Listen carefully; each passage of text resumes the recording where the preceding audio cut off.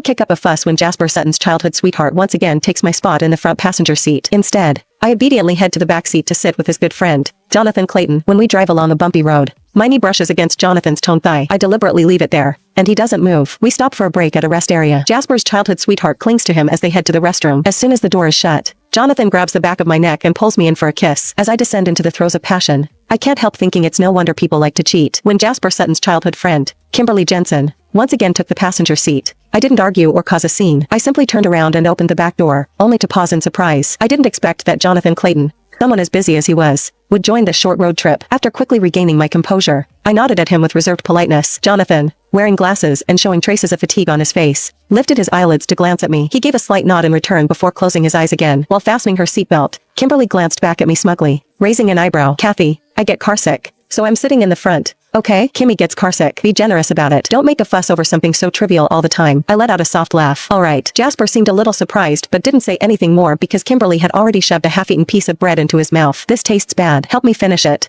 Okay, Jazzy. Without even frowning, Jasper naturally ate the rest of the bread. Kimberly glanced at me through the rearview mirror, sticking out her tongue playfully. I ignored her and grabbed a bottle of soda, trying to open it. The cap was tight, and I still couldn't get it off after 2 attempts. Up front, Kimberly was pouting as she handed her bottle to Jasper. Jazzy, I really can't open it. You know I have no strength in my hands. Jasper just looked at her dotingly before effortlessly opening the bottle for her. Then, the two of them took turns sipping from it without the slightest intention of avoiding intimacy. I felt a wave of nausea. Just as I was about to set my bottle down, a man's hand suddenly reached over and took it from me. Under the sleeve of a black casual suit, the cuff of a silver-gray shirt could be seen, neatly fitting around a slender wrist. The hand was beautiful, long, defined fingers with nails trimmed short and clean. His fingers looked like polished silver in the shifting light reflecting through the car window. While I was still stunned, Jonathan had already twisted the cap open and handed the bottle back to me. The car's music started playing at just the right moment. I quickly took the bottle and murmured a soft thank you. Jonathan gave a slight nod and closed his eyes again. He must have just come off a night shift at the hospital. Faint red veins were visible in his tired eyes. I sipped the soda slowly. The car had merged smoothly onto the main road. Kimberly's birthday was coming up, so Jasper organized this short road trip to celebrate it. About 7 to 8 of us were in 3 cars, heading to a hot spring resort 100 miles away. Not long after we started driving, Kimberly practically glued herself to Jasper's side. The music was loud, making it hard to hear what they were saying, but they were clearly enjoying themselves. Lately, Jasper and I have had several unpleasant arguments because of his inappropriate closeness with Kimberly. He promised to be more mindful next time, but whenever he saw Kimberly again, that promise vanished into thin air. Suddenly, everything felt meaningless to me. I lowered my head, chuckled to myself, then turned to look out the window. The mountain roads twisted and turned,